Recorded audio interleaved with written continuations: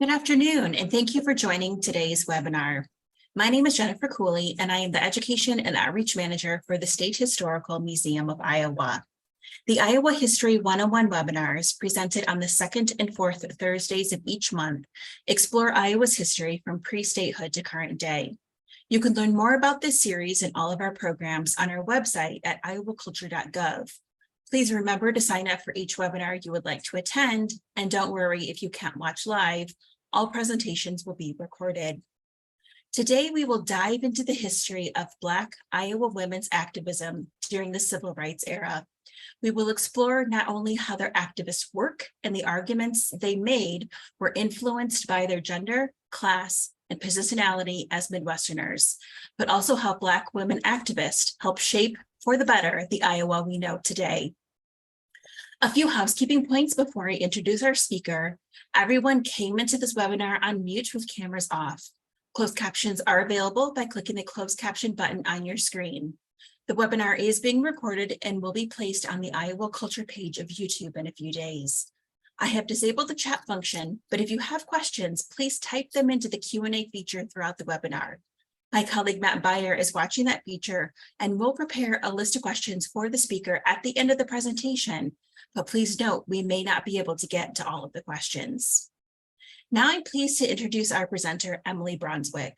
Emily graduated from the University of Iowa in 2021 with a BA in History and a BA in Social Studies Education, as well as a Spanish minor and the All Social Studies endorsement.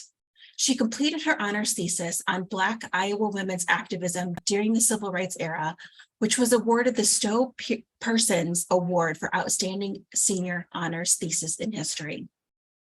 Emily is a social studies teacher in the Chicago suburbs and working on a journal article as part of the State Historical Society's research grant writing program. And now I'm very happy to turn it over to Emily to begin the webinar. Thank you so much for having me. Thank you to the State Historical Society for supporting my work and to everyone for being here. I thought I'd start out by laying out the key themes that emerged from my work on Black Iowa women's activism during the Civil Rights era. Then we'll explore a few key themes in Iowa's civil rights history that illustrate these themes, and wrap things up by considering what we can learn from this history in our present moment. A quick content warning: about 25 minutes into the presentation, I will be discussing a case having to do with Terry Lee Sims, and it does reference rape and police brutality, so just wanted to make folks aware of that. On July 7th, 1948, Edna Griffin, Leonard Hudson, John Bibbs, and Griffin's infant daughter sat down at the lunch counter at Katz's drugstore in Des Moines, Iowa. The group ordered ice cream, but the waitress, after a white coworker whispered something to her, returned to tell the group that she could not serve them because they were Black. The group asked to speak to the manager, but were unsuccessful in being served that day. Alongside political activists with memberships in both the Communist and the Progressive parties, Griffin responded to her experience at Katz by fighting back, eventually succeeding in overturning the chain segregationist policies. She employed a variety of strategies in her campaign against Katz, suggesting the breadth of tactics that Black Iowans would use in fighting racism in their communities. For instance, Griffin used the traditional strategy of engaging the judicial system to gain equality by pursuing civil and criminal lawsuits against store owner Maurice Katz. Speaking to the creativity of her political acumen and thought, Griffin also organized boycotts and pickets against the store, even providing an early example of what would later be a common civil rights strategy of staging sit-ins 12 years before students at North Carolina A&T University would make that tactic famous and use it to reignite a then stagnant civil rights movement. And you see the photo of one of the Katz pickets on this slide. Discrimination in public accommodations was only one of many indignities that Black Iowans faced in the mid-20th century, and Edna Griffin was only one of many Black women in Iowa who led in the fight for civil rights across the state. While racial discrimination in Iowa was often more subtle than it was in the South, Black Iowans were discriminated against in many aspects of daily life, from employment and education to housing and policing. In response, it was often Black Iowa women like Griffin, Anna Mae Williams in Waterloo, or Virginia Harper in Fort Madison who led the efforts to ameliorate these issues. From the 1940s to the end of the 1960s, Black women in Iowa fought in a variety of ways and using a range of different methods in an effort to obtain first-class citizenship for Black Iowans. Bringing the history of their activism to light helps refute two common myths about civil rights in the United States: that men were uniformly the people most important in driving the movement forward, and that the movement for civil rights was confined to the South. African-American Iowa women's activism and the ways they framed their arguments were, in part, influenced by their gender, class positioning, and location in the Midwest.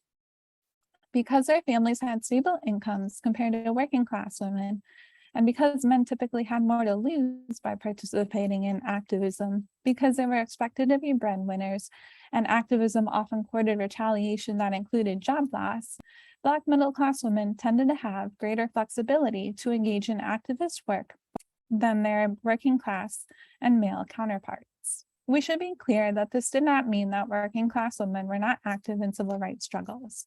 Rather, because of middle-class women's greater flexibility and taking on prominent activist roles, combined with the fact that civil rights organizations that obtained significant publicity and produced a wealth of archival documents like the NAACP were often dominated by middle-class members, the historical record of Black Iowa working-class women's activism is much more difficult to piece together.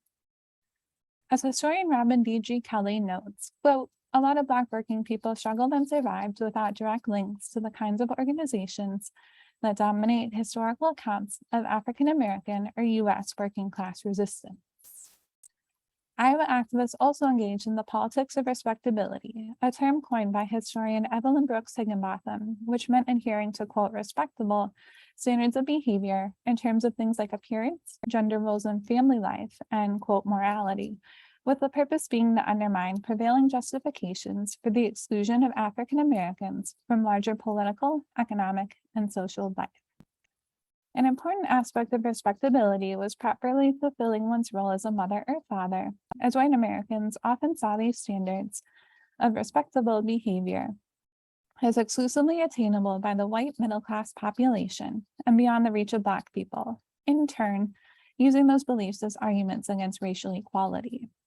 These dynamics are compounded in the Midwest, where, in the minds of many white Midwesterners, inequalities between Black and white residents of the region existed not because of structural barriers, but because African Americans did not work as hard as white Americans. This was a way for white Midwesterners to rationalize why prosperity and security were out of the reach of Black Midwesterners and maintain the mythical image of the Midwest as a progressive meritocracy.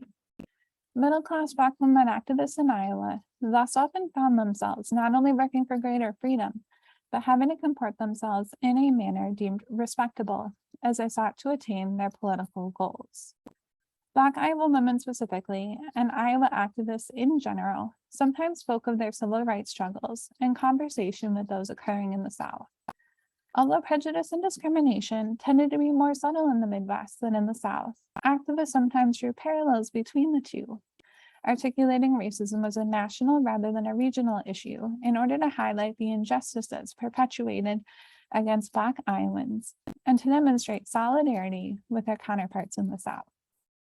Other times, however, they differentiated between conditions in the two regions in an effort to encourage the activism of everyday Black Iowans.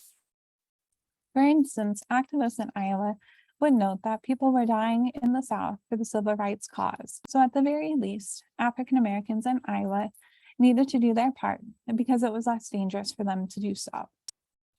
Rather than being an isolated episode, civil rights struggles in Iowa and women's important role in them during this era were a continuation of Black Iowans' involvement in the long Black freedom struggle that stretched back more than a century.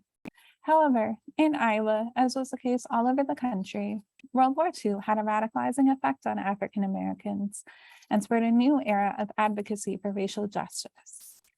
The war exposed the gap between the United States' rhetoric of fighting to protect democracy abroad, on the one hand, and the reality of prejudice and discrimination that Black citizens faced at home, and that Black service members faced in the armed forces. This contradiction was most famously articulated by the Double V campaign launched by the Black-owned Pittsburgh Courier newspaper and calling for African Americans during World War II to fight for victory over both fascism abroad and racism at home. In Iowa, fighting racism at home sometimes meant protecting Black Iowans who were directly assisting with the war effort. For example, when a Black woman identified as Mrs. Nevins was hired at a defense plant in Council Bluffs in 1944, white workers refused to work with her, leading the manager to fire her. After the local branch of the NAACP put pressure on the manager, the company offered to hire her back along with anyone else, quote, deserving to work. As another illustration, 39 Black women who trained at Fort Des Moines as members of the U.S. Women's Auxiliary Corps during the war found themselves lodged in segregated facilities despite sharing the camp with white blacks. As Black officer Charity Adams Early put it, quote, there's not apparent segregation, although they were separate everythings, except perhaps schools. However, discrimination was present, even though frequently underground, end quote. As a whole, the discrimination that Black Iowans experienced on a daily basis during World War II highlighted for many of them the gaps between the United States' professed ideals and tangible actions. As these examples suggest, wartime discrimination in Iowa was not only racialized, but also gendered in nature. In Iowa's meatpacking plants, women of all racial backgrounds were paid less than men on average and confined to certain positions. During the war, women were allowed to hold what were considered to be men's jobs, but they were often either fired or subject to other discriminatory practices once the war was over. Black women, however, were uniquely subject to discrimination. Roth Packing Company in Waterloo was particularly notorious for its discriminatory practices toward Black women, refusing to hire them in any department other than janitorial services until the early 1950s.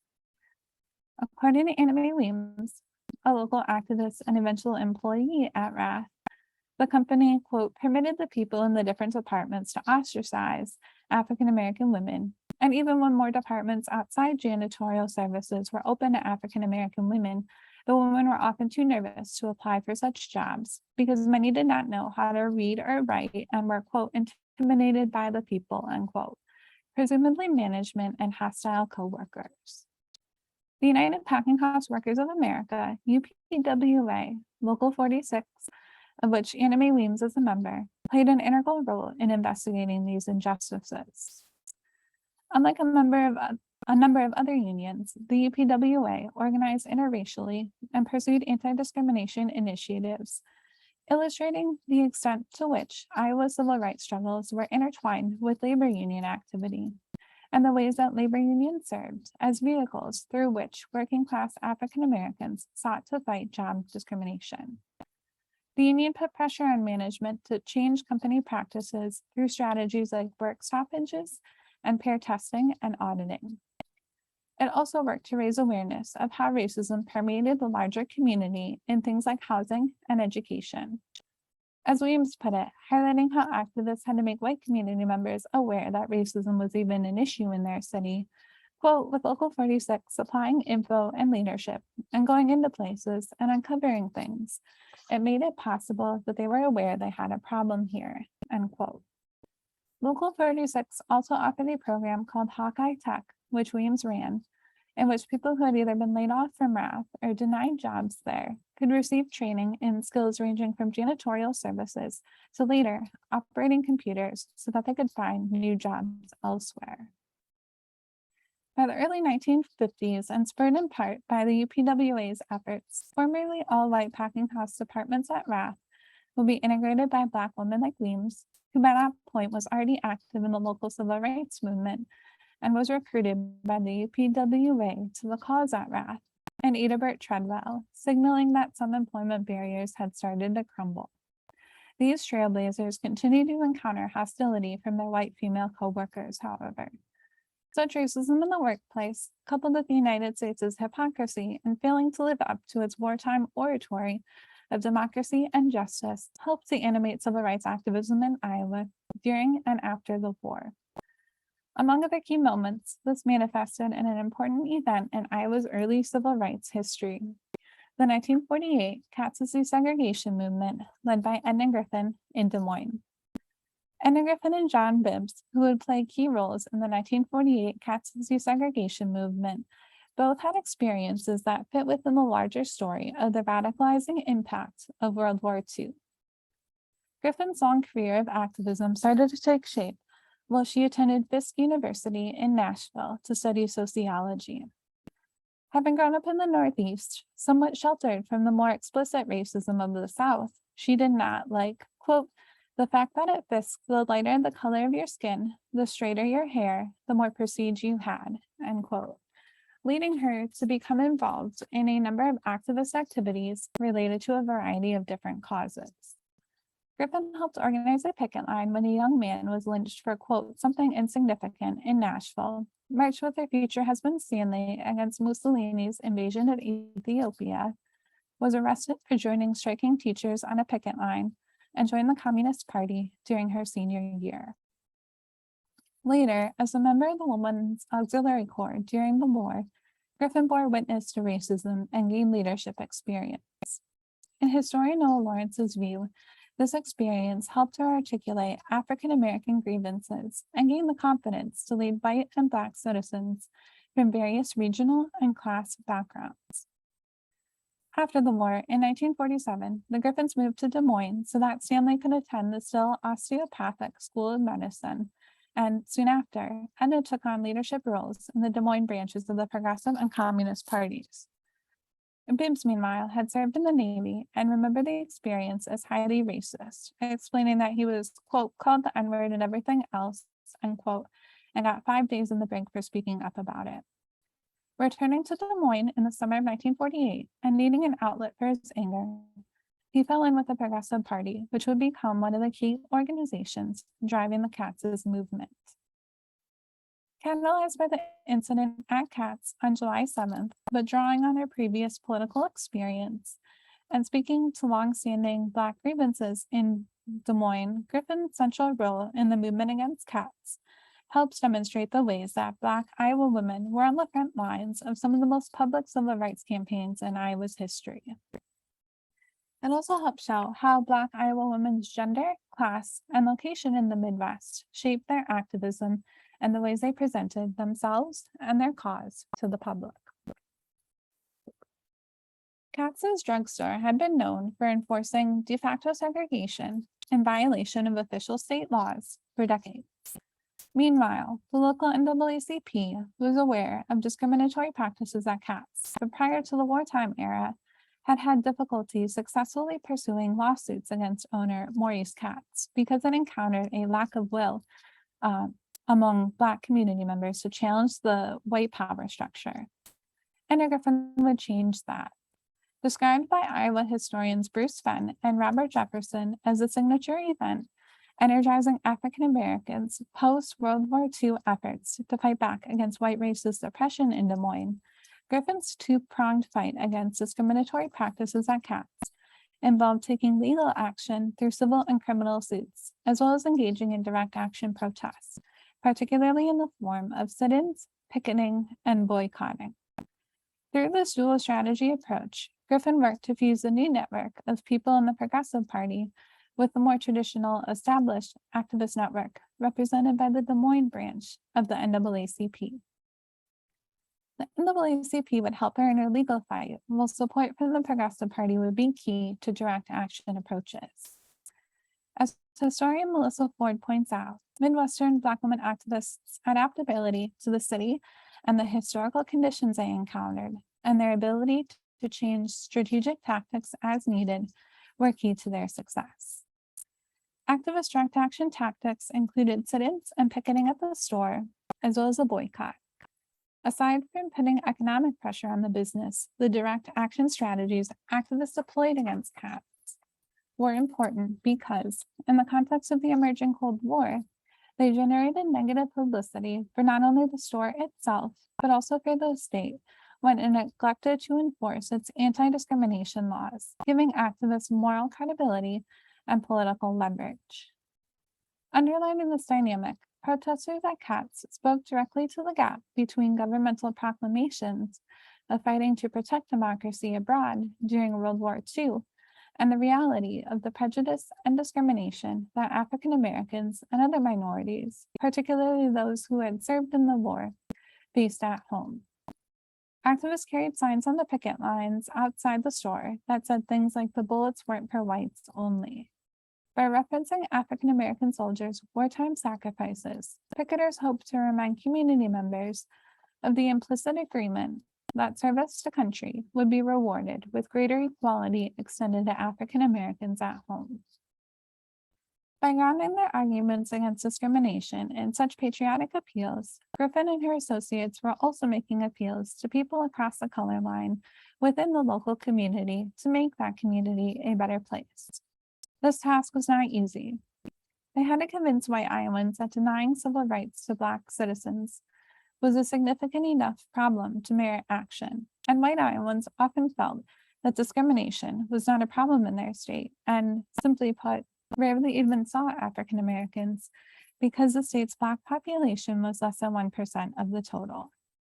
As such, they needed to convey that their activism was rooted not in self-interest, but rather in a desire to help the state live up to the ideals it expressed. Emphasizing the key roles that African American women played in the CATS movement, John Bibbs remembered that the majority of people on the picket line were Black women. He described the direct action efforts as a lonely battle fought mostly by African American women. Bibbs explained that Black women took the lead because Black men had to support their families and were worried about being blacklisted and losing their jobs if they participated in protests. In other words, because they were seen as breadwinners, Black men typically had more to lose than Black women if they assumed a frontline role in activism, which meant that at least in this context, Black women were often more likely than their male counterparts to engage in activism. Furthermore, Griffin's long activist career in general, and her and other women's roles in the CATS movement in particular, suggests that Black middle-class women often had more freedom to engage in activist work than their working-class counterparts. This was not because poor and working-class women did not experience racism and oppression, but because, like Black working men, working-class women had a great deal more at risk when they engaged in public protest. Middle-class women had less reason to fear that their activism would leave their families in a dire financial situation if they were fired from their jobs because of it, as they often had partners or other family members who earned stable incomes.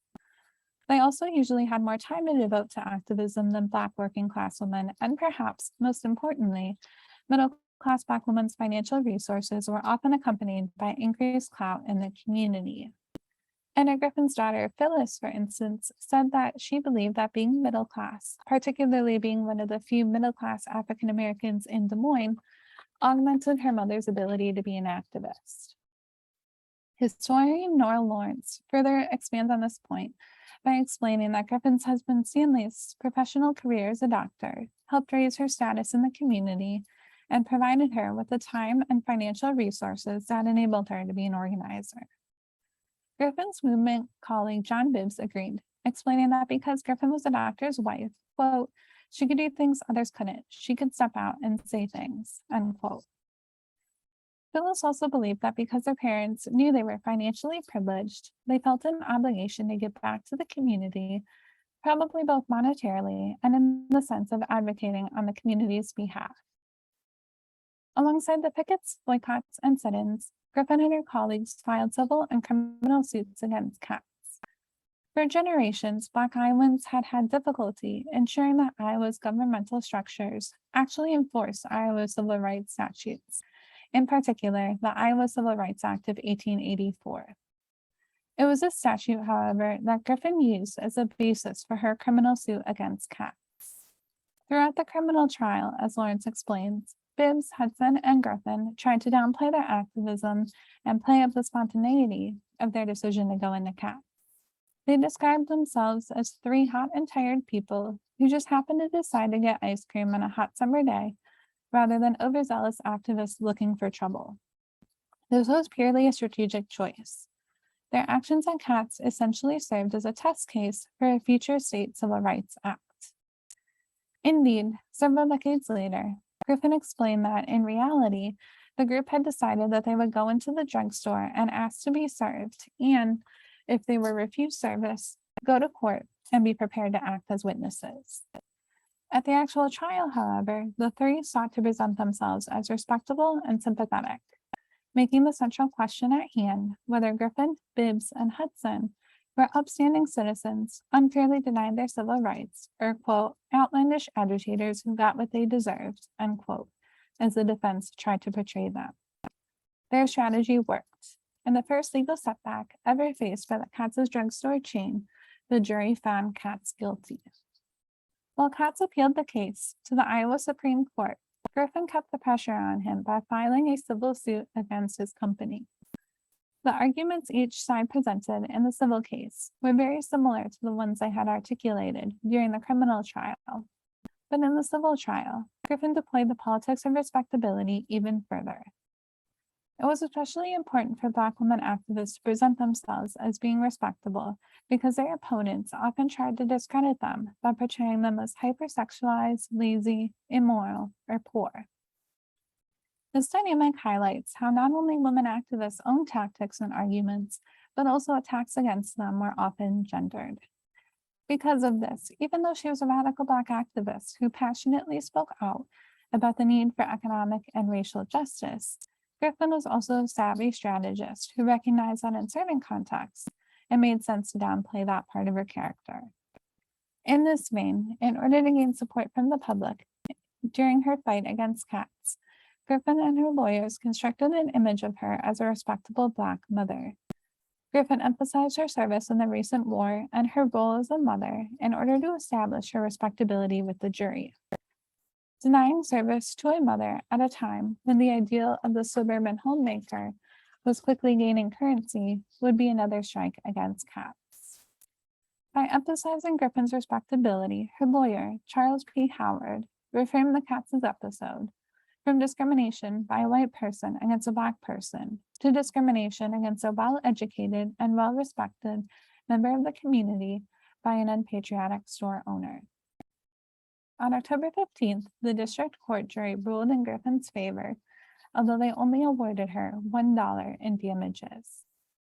Griffin and her colleagues kept pressure on Katz by continuing their sit-ins and boycotts into 1949, as the store continued to refuse service to African Americans, despite having lost both the civil and criminal cases.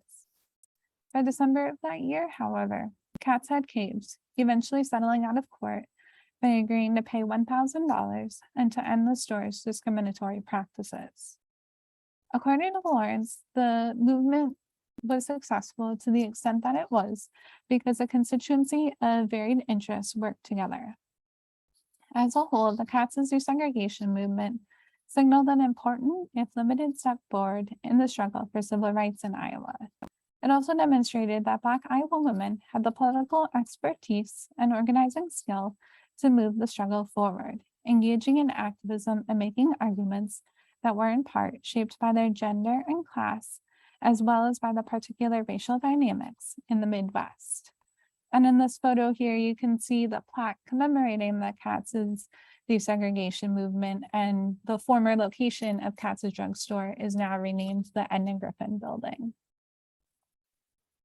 At the same time that Iowa activists worked to open up public accommodations to Black Iowans, they also worked to make the criminal justice system more equitable, arguing that injustices in the criminal justice system were not limited to the South, and challenging gendered and racialized myths about Black criminality. In these efforts, too, Black women played a major role.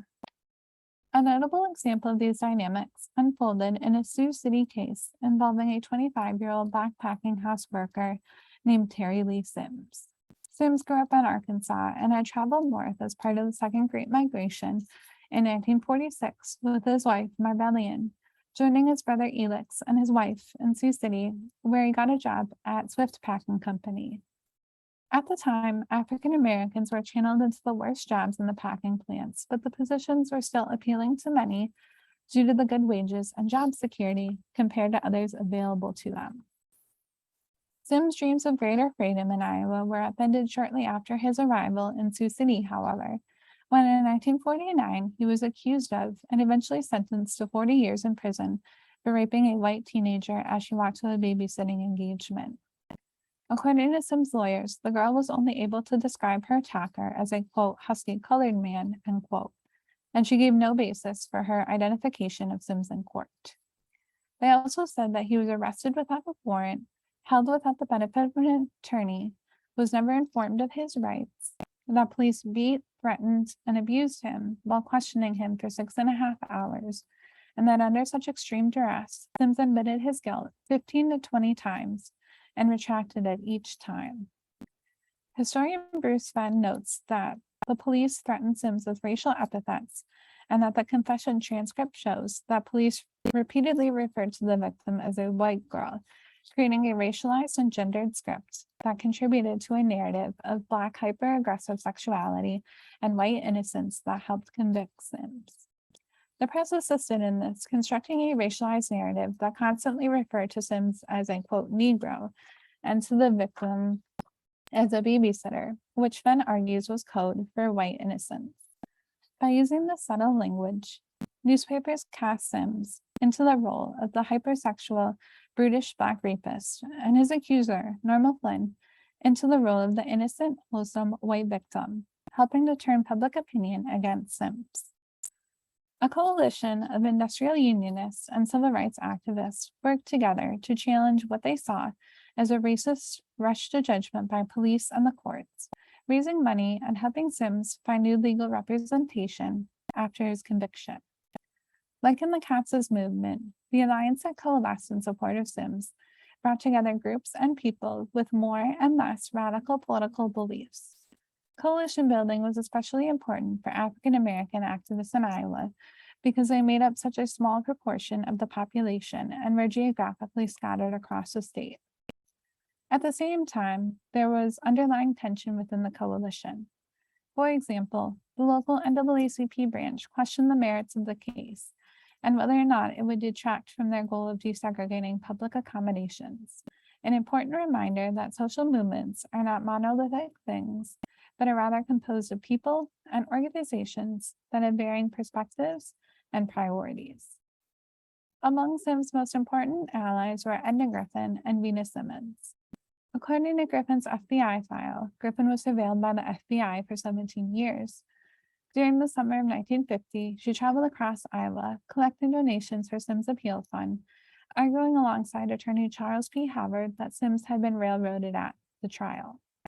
Meanwhile, Simmons, a Black community activist, agitated in Sioux City to free Sims after he was refused a second trial, suing the detective she accused of leading the alleged attack on Sims while he was in custody, and working to help other African Americans she believes had been abused while in police custody.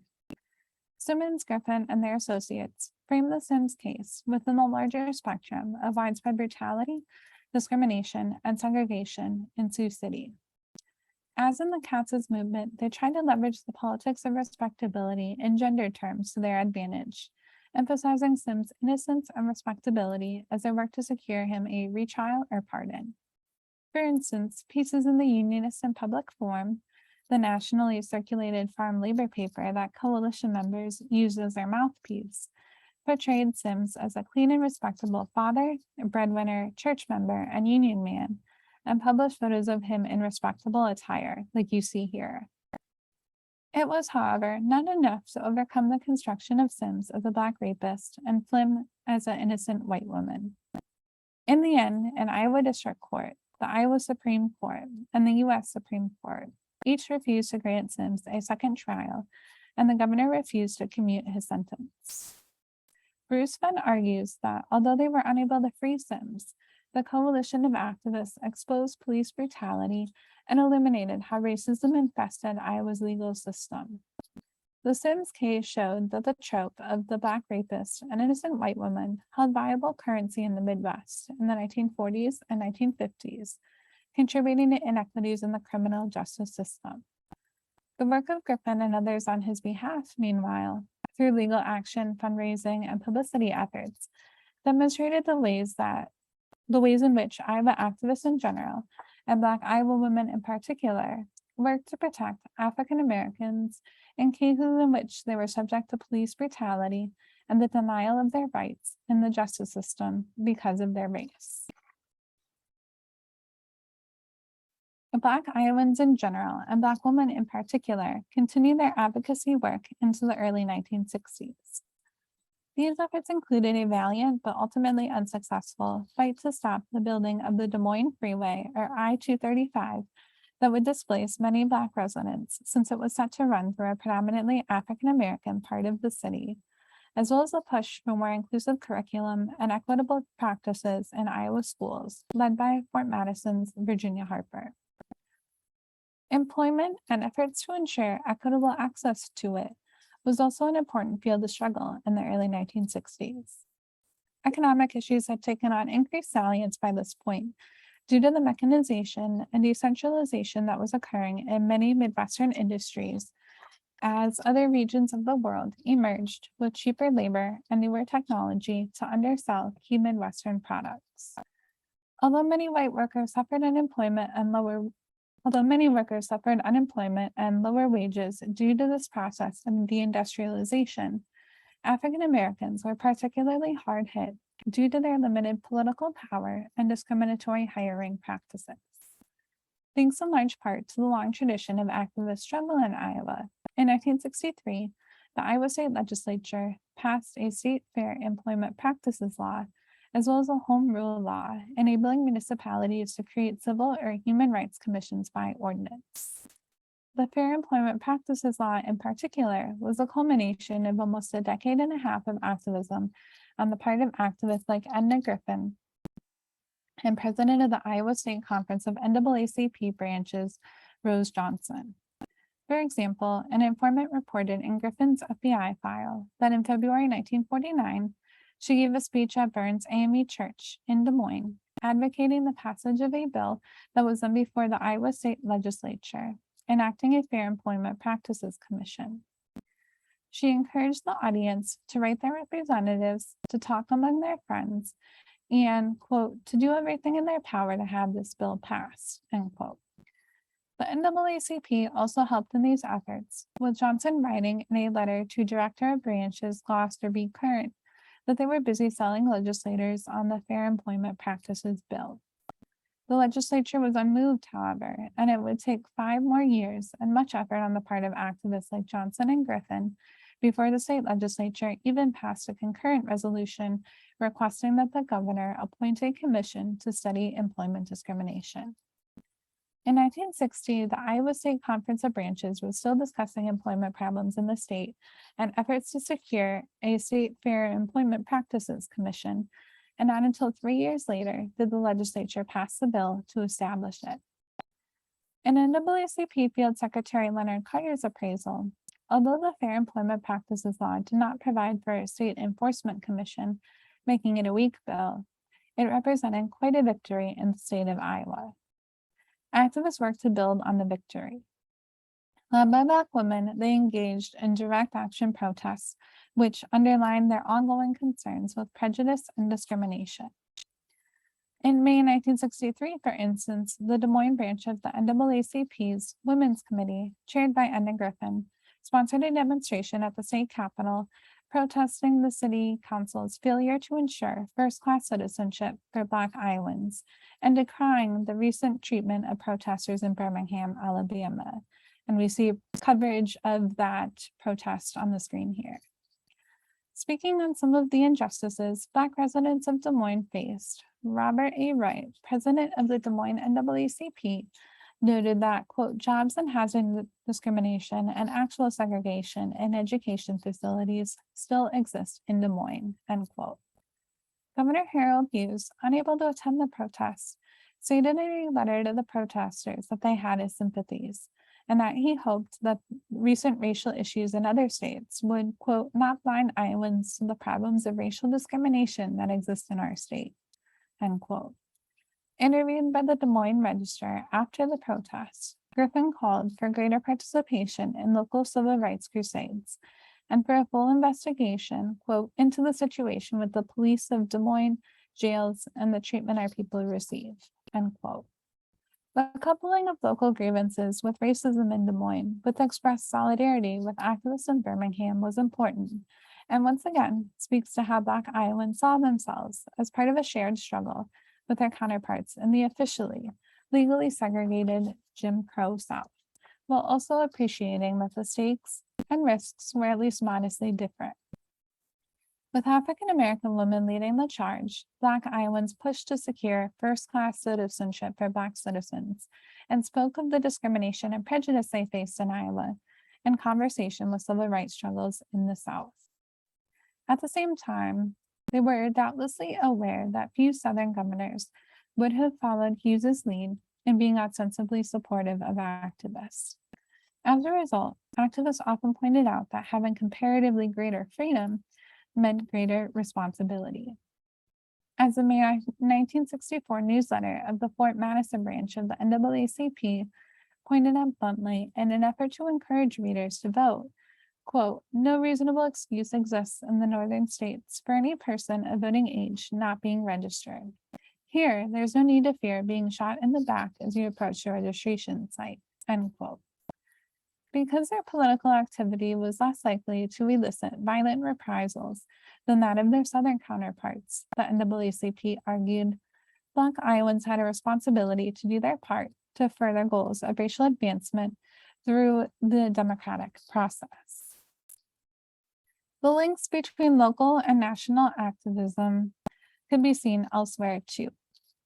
For example, in the summer of 1964, Waterloo activists held a March for Freedom, which also served as a memorial for Medgar Evers, a Mississippi NAACP field secretary who had been assassinated a year before.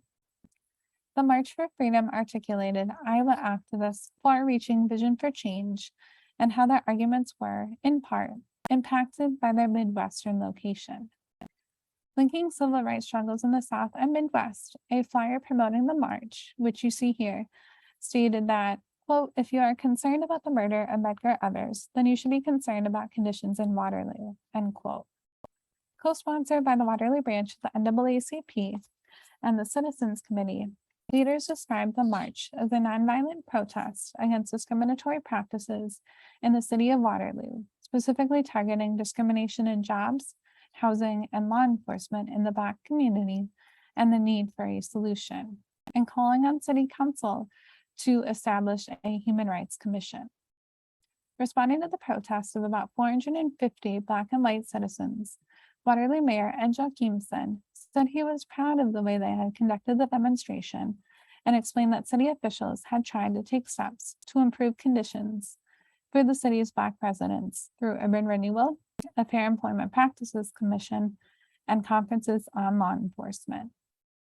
At the same time that he promised to expand those efforts, he urged activists to remember that, quote, no city council or mayor has a magic wand which will overcome all its racial problems and ills in one day, end quote.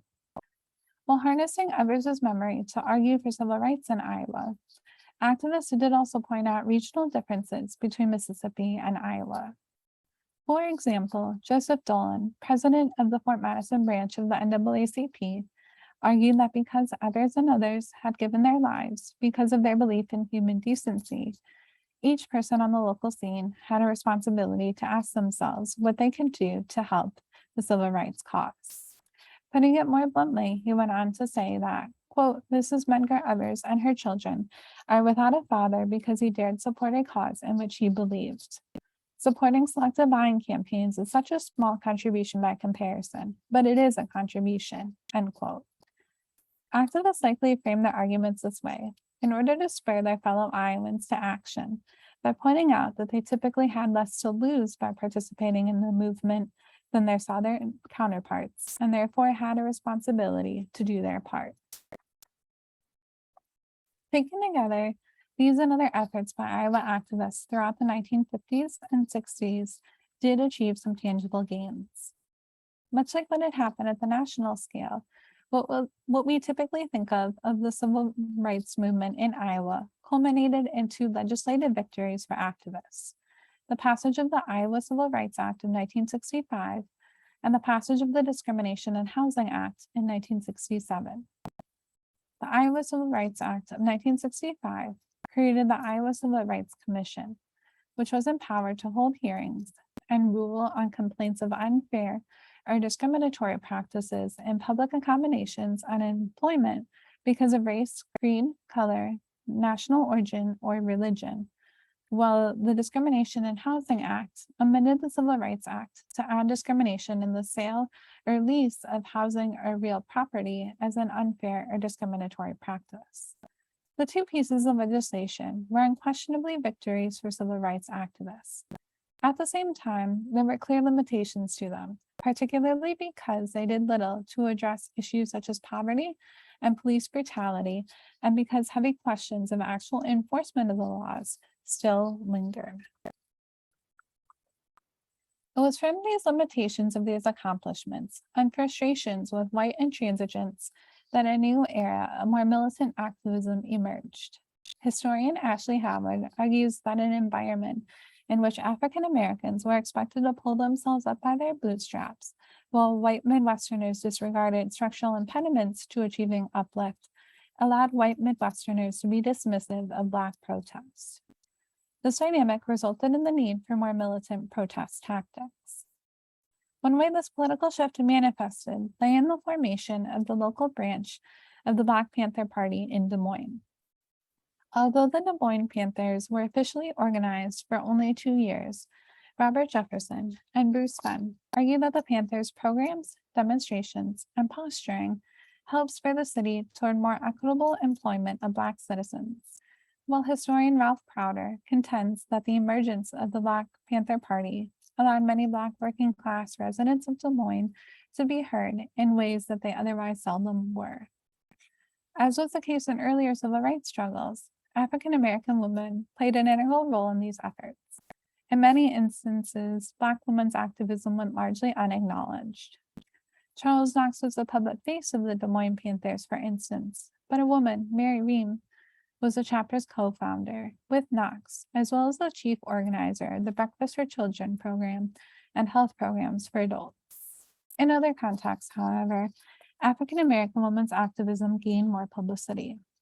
For example, in the summer of 1968, Black women, as part of the Welfare Rights Organization, waged a number of highly public and well-publicized protests against the Des Moines and Polk County welfare systems, which involved marches, lobbying lawmakers, and working with the Panthers to build survival programs in the near North Side. Led by Joanna Cheatham, the organization advocated for sweeping reforms of the welfare system, which included a greater voice in the administration of programs. As a whole, the events of the late 1960s helped show that while Iowa activists had made many gains during the civil rights movement, there is still much work to be done in the realms of social justice and civil rights. Even after the legislative gains of the civil rights movement, activists, often led by Black women, continue to advocate for far-reaching visions of change. Indeed, the struggle for social justice and civil rights continues to this day. Examining the legacies of Black Iowa women's activism helps show the breadth of their activist work and all that it accomplished, while also demonstrating that there is still much work to be done in the realms of social justice and civil rights. It also helps show, as exemplified by how other women's civil rights activists like Rosa Parks and Coretta Scott King are remembered, how women's legacies are so subject to sanitization. For instance, Enna Griffin's lifelong commitment to social justice and human rights continued long after the civil rights movement, encompassing struggles for racial justice, economic justice, criminal justice, and global justice. In addition to assisting with strikes in various industries, she was active in the anti-Vietnam War and anti-nuclear weapon movements. Despite this, an article in the Des Moines Register, which you see here, published shortly after Griffin's death in February 2000, provides another example of how the legacies of women's civil rights activists are subject to erasure. Comparing Rosa Parks and Griffin, Griffin is known as the Rosa Parks of Iowa. The author ignores Parks's long history of activism prior to the Montgomery bus boycott, arguing that her place in history was, quote, thrust upon her by the circumstances of the moment, end quote, and that she refused to give up her seat because her, quote, feet hurt. Griffin herself is also minimized through similarly gendered language, tagged as gentle and diminishing the far-reaching scope of her work and the calculated risks she took by engaging in activism. By sanitizing Griffin's legacy, we not only fail to give her sufficient credit for her life's work, but are ourselves robbed of the opportunity to learn from her work and think about how it can inform efforts to further social justice today. When she reflected on her own legacy, Griffin explained that it was not hard for me to stand up, highlighting her frustration with the systemic inequalities that African Americans faced. She said that I felt that if things didn't change, the world would come to an end. Emphasizing the breadth of her activism, her daughter Linda said that her mother never stopped fighting for human rights. And Griffin herself explained that the important thing is that we got it done, but it's not over. There's still a lot of discrimination. Griffin understood both the accomplishments and limitations of her social justice work, and led by example in calling on others to continue the fight. Contrary to depictions of Griffin, a 2015 Waterloo Courier article contemplating Anna Mae Weems's legacy described her as a tough and resilient woman and emphasized how she doggedly persevered despite being jailed, sexually harassed on the job, and ridiculed. This depiction is quite different from those of other women civil rights activists, which typically portray them as meek, quiet, and gentle. This could reflect Weems's working class background. Working class women tended to be less beholden to the politics of respectability than their middle class counterparts, although it might simply be a product of the author's viewpoint. Either way, like Griffin, Weems's dedication to social justice continued long after the mid-1960s. Starting in the 1970s and for nearly 30 years, she worked for the Job Service, figuring out who within the Black community needed jobs and working with employers to try and get them to do away with their racist hiring practices. She also conducted job training for workers and anti-discrimination training for employers, as well as state and local officials through the Urban Potential Program. Also, like Griffin, Weems acknowledged the progress that has been made towards racial equity since the Civil Rights Movement, but also emphasized how much work still needs to be done, pointing to ongoing racial disparities in housing, educational outcomes, employment, healthcare, and poverty that still exist. The events of the summer of 2020 made the relevance of this history abundantly clear as the murder of George Floyd, a Minneapolis Black man at the hands of police, ignited protests across the country. The demonstrations opposed police violence against people of color specifically and structural racism more broadly. These protests were, in part, primed by the fact that communities of color had been disproportionately impacted by the COVID-19 pandemic and victimized by numerous other incidents of police violence in 2020 alone, including one involving Breonna Taylor, who was killed when police forced entry into her Louisville apartment in the middle of the night. African Americans in Iowa and across the country are still facing many of the same problems or new iterations of them that Black Iowa women called attention to during the Civil Rights era. In their protests, Iowa activists of late have called attention to and proposed solutions to problems ranging from police violence to housing inequities, both of which were issues that Black Iowa women also highlighted and worked to address in the 1950s and 1960s. At the same time that they organized in solidarity with George Floyd and within the Black Lives Matter movement, Iowa activists also articulated how these inequalities manifest themselves in Iowa. As one example, protesters have cited a statistic from an Associated Press survey that African Americans made up about 4% of Iowa's population, but accounted for about 24% of those who had had force used against them by officers within the Iowa Department of Public Safety in 2018 and 2019. Sometimes the goal of Iowa activists has been generally to force white neighbors not used to encountering so many Black and brown faces in their towns to acknowledge their experiences with racism. But in cities across the state, activists have articulated their specific and far-reaching visions for change. The demands of activists in 2 Iowa cities are illustrative. In Cedar Rapids, activists called for measures such as a Citizens Review Board of Police, significant investment in diversity, equity, and inclusion, and a ban on the use of police chokeholds. Iowa City activists have asked for the publication of the full Iowa City Police Department budget.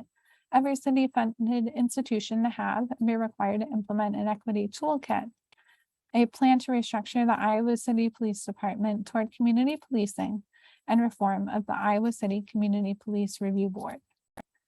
Over the past few years, activists have engaged in a variety of activities to make these ideas a reality, including direct action protests and lobbying lawmakers. And once again, Black women have been on the front lines of many of these protests.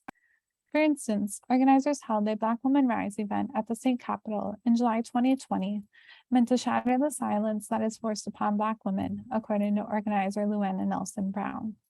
They spoke about issues such as single motherhood, the disproportionate use of force by Iowa police officers on Black residents, and socioeconomic issues. Meanwhile, organizer Jaden Johnson organized a protest of 100 people in Fort Dodge, many more than she had expected to turn out in the town of 25,000. These efforts by activists have achieved some success at the state and local levels, although some of these successes are limited, and many of these measures remain to be implemented. Pressure from protests spurred Governor Kim Reynolds and the Republican-controlled Iowa legislature to approve several police restructuring measures, including a partial ban on chokeholds, new restrictions on hiring police officers fired for misconduct in other states, and giving the state attorney general power to prosecute officers who cause another person's death. All that being said, to some white Iowans, protesters' demands remain overblown, and stories of prejudice and discrimination are a thing of the past. Some white Iowans have also complained about an increase in renters and about immigrants and big city transplants supposedly leading to more crime. For instance, in Fort Dodge's predominantly middle-class Reynolds Park neighborhood, several older white residents said they felt that the police used too much force at times, but were quick to dismiss protesters' larger concerns about widespread racism in Fort Dodge. As much as they may wish to dismiss racism in their communities, however, the fact that the number of young people of color living in the Midwest has increased over the past 10 years as the older white population has virtually stagnated gives these protests momentum, and means that addressing these racial inequities will be particularly important. Of course, it will take some time to see whether these measures contribute to substantive change, but what activists have highlighted is that the struggle for justice in Iowa and across the United States remains unfinished. Indeed, comparing the demands of the present with the activism of the past, we can see how we are still dealing with many of the same issues, such as inequities in policing and housing, that Black Iowa women worked to address during the Civil Rights era. There are, of course, differences between the context we are living in today and the context Black Iowa women activists operated in during the Civil Rights era. Iowa is very modestly more diverse than it used to be. Racism and prejudice tend to be, but are not always, more subtle today. Social media plays an important role both in documenting incidents of injustice and helping people organize. All the same, more than 50 years have passed since major civil rights legislation was passed, both in Iowa and at the national level, and many remain frustrated by the stunted progress that has taken place since then. By beginning to reckon with this history, we can better understand the roots of the problems we are facing today and the strategies that have and have not been effective in addressing them, helping us to chart a new path forward towards a more equitable and just country. Black Iowa women civil rights activism helps show that when a thoughtful group of committed citizens organizes to further social justice through strategies such as litigation, direct action protests, and lobbying lawmakers, positive change can come, even if it is oftentimes limited by the structural inequities that are embedded in American society. In other words, looking at the strategies that Black Iowa women utilized and the ways they succeeded and failed can help give us ideas as to how we might go about addressing social problems today. But we will also need to reimagine what our social, economic, and political lives can look like and develop innovative ideas if we are to truly work towards a more just world. Thank you so much. I'm happy to answer any questions. Thank you, Emily. We are up to the hour, so we'll ask one question, and it'll actually be about your resources. So where did you find your resources, and are there any gaps in the research that you found? Yeah, great question. So a big resource in terms of primary sources for me was the Iowa Women's Archives, and I was really grateful to have that, down the street from my apartment when I was attending the University of Iowa. So they do a great job of highlighting the voices of African American women and other groups of women. And then when I had a couple months into my research doing my honors thesis was when COVID hit. So I did move some of my research online. So the databases through the UI libraries were also super helpful. Things like the Iowa newspapers online and also the NAACP papers as well were great resources. That's great. And with that answer, we will bring this webinar to a close. Thank you to everyone joining us today. And we'd like to extend one last thank you to our presenter, Emily. Thank you so much. We appreciate your time.